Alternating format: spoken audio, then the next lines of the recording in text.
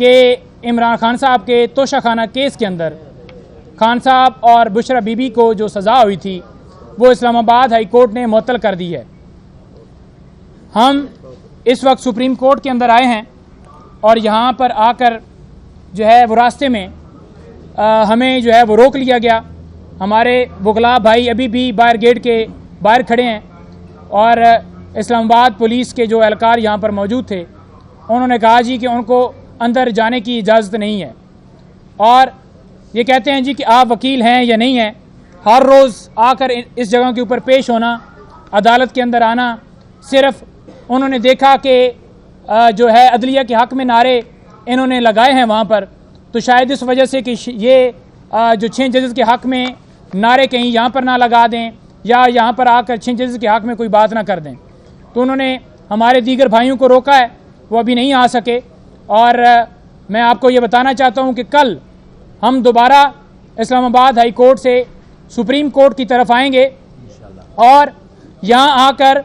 اپنا موقف جو ہے وہ آپ کے سامنے رکھیں گے۔ آج بھی ہمارا موقف کلیئر ہے کہ 7 رکنی بینچ بنایا گیا ہے، تو ہم یہ مطالبہ کرتے ہیں کہ فل کورٹ بنائی جائے، پک اینڈ چوز والا جو معاملہ ہے وہ نہ کیا جائے۔ جب 6 ججز نے سپریم کورٹ کو یہ خط لکھا تھا، سپریم جوڈیشل کونسل کو، تو اس وقت قاضی صاحب کو چاہیے تھا کہ 100 موٹو لیتے ہوئے فل کورٹ بناتے، اور جن ایجنسیوں کے اہلکاروں کی طرف سے دھمکیاں ملی ہیں ان ججز کو، ان کو بھی بلایا جاتا اور یہاں پر لائیو پروسیڈنگز دکھائی جاتی۔ ایسے شخص کو بلا لیا گیا،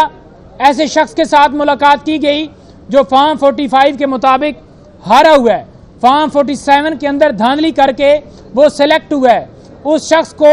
جس کے خلاف ہم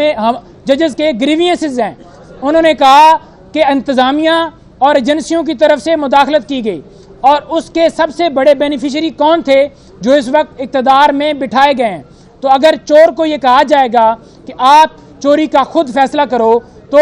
وہ کیا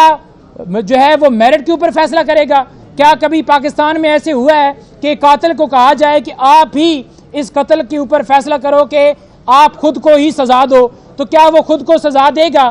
یہ کیا گیا کہ اس کو معاملہ بھجوایا گیا کہ وہ کمیشن بنائے۔ آج ریٹائرڈ جسٹس نے اس کے اوپر یہ کہہ دیا ہے کہ میں اس کی ذمہ داری لینے سے انکار کرتا ہوں اور میں نہیں کروں گا۔ اس کے بعد 100 موٹو لیا گیا ہے، اور ہم یہ مطالبہ کرتے ہیں کہ 6 ججز کو انصاف دیا جائے۔ یہ جو ججز کو انصاف دینے کی بات کر رہے ہیں، یہ اس ملک کی عوام کو انصاف کی بات کریں، اس ملک کو انصاف دینے کی بات کریں، کیونکہ اس ملک میں ہمیشہ یہ ہوتا رہا ہے کہ اداروں کی طرف سے مداخلت کی گئی، اور اس کے اوپر نون لیگ ہو یا پیپلز پارٹی ہو،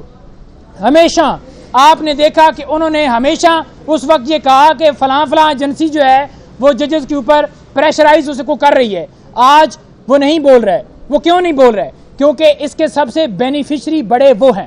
اور اس کے بینیفیشری ہونے کی وجہ سے وہ اس کے اوپر خاموش ہیں اور کہہ رہے ہیں جی کہ کمیشن بنایا جائے گا۔ آئین میں بڑا واضح ہے، انتظامیہ اور عدلیہ 2 الگ الگ ستون ہیں ریاست کے،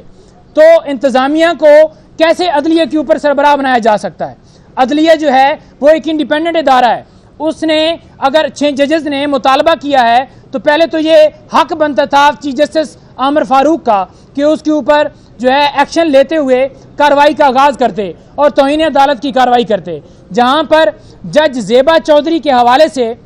عمران خان صاحب نے یہ کہا تھا کہ ہم اس کے اوپر ایکشن لیں گے، تو عمران خان صاحب کے اوپر توہین عدالت کی کارروائی جو ہے وہ کر دی گئی تھی، اور چیف جسٹس اس وقت کے جو تھے عطر من اللہ صاحب، انہوں نے 100 موٹو لیتے ہوئے ان کے خلاف توہین عدالت کی کارروائی شروع کر دی تھی، بینچ بنا دیا تھا۔ تو جب 6 ججز انصاف کا مطالبہ کر رہے ہیں، یہ کہہ رہے ہیں کہ ہمیں ہمارے کام میں مداخلت کی جا رہی ہے، ایک جو کولیگ ہے وہ ہاسپٹل میں پہنچ گیا ہے، اتنا اس کے اوپر پریشر ڈالا گیا ہے، ججز کے گھر میں کیمرے لگائے گئے ہیں اور بلب کے اندر کیمرے اور ویڈیو ریکارڈنگ والا وہ کار لگا کر ریکارڈنگ کی جا رہی ہے، اور ایک جج کے بہنوئی کو اغوا کر کے اس کو الیکٹرک شاک لگائے جا رہے ہیں۔ تو اس کے اوپر بجائے یہ کہ وہ خود 100 موٹو لیتے، توہین عدالت کی کارروائی کرتے، وہ خاموش رہے۔ یہی معاملہ چیف جسٹس صاحب کے سامنے اس وقت رکھا گیا، تو کیوں نہیں اس وقت 100 موٹو لیا گیا؟ آج بھی یہی المیہ ہے کہ سپریم کورٹ کے اندر جب کھلے عام ایک خط لکھا گیا ہے جس کے اوپر پوری قوم مطالبہ کر رہی ہے کہ ججز کو اس قوم کو انصاف دیا جائے، اور پھر اس کے اوپر آنکھیں بند کر دی گئی ہیں۔ اس شخص کے ساتھ میٹنگ کی گئی ہے جو کہ ایک سرٹیفائیڈ چور تھا، جو کہ اس کا بھائی سرٹیفائیڈ چور تھا، جو لندن بھاگ گئے تھے اور ڈیل کر کے دوبارہ آئے ہیں۔ تو ہم یہ مطالبہ کرتے ہیں کہ فل کورٹ بنائی جائے تاکہ جو ہے وہ انصاف جو ہے وہ فراہم کیا جائے، اور ٹرانسپیرنٹ طریقے سے کیمرے لائیو پروسیڈنگ کر کے تاکہ پوری دنیا دیکھے۔ دوسرے نمبر پر عمران خان صاحب کی رہائی کا مطالبہ کرتے ہیں۔ عمران خان صاحب کی رہائی کا کیوں مطالبہ کرتے ہیں؟ یہ تمام مقدمات ہیں جو عمران خان صاحب کے خلاف چلائے گئے، سزائیں دی گئیں، ان کے خلاف ٹرائل خفیہ طریقے سے کیا گیا، عدت کے دوران نکاح والا کیس ہو، توشہ خانہ کیس ہو، سائفر کیس ہو یا کوئی اور کیس ہو، تو یہ تمام کیسز کے اندر خان صاحب کو جو سزائیں سنائی گئی ہیں، جس طرح سے ٹرائل کیے گئے ہیں، جو 200 کیسز خان صاحب کے اوپر بنائے گئے ہیں، جس میں 9 مئی والا بھی سارا انسیڈنٹ جو کروایا گیا ہے، یہ سارے جو کیسز بنائے گئے ہیں پاکستان تحریک انصاف کے اوپر، خان صاحب کے اوپر، سارے جھوٹے ہیں۔ اور اس کی مور جو ہے وہ ان 6 ججز نے لیٹر کے ذریعے لگا دی ہے کہ ان کے معاملات میں، ان کی پروسیڈنگز کے اندر کس طرح سے مداخلت کی گئی ہے۔ انہوں نے یہ بھی کہا گیا ہے کہ جو لوئر جوڈیشری ہے، وہاں کے ایک جج جو ہیں ان کو ہائی کورٹ میں ٹرانسفر کیا گیا،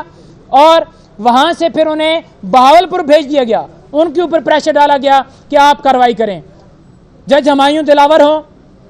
طاہر سپرا صاحب ہوں،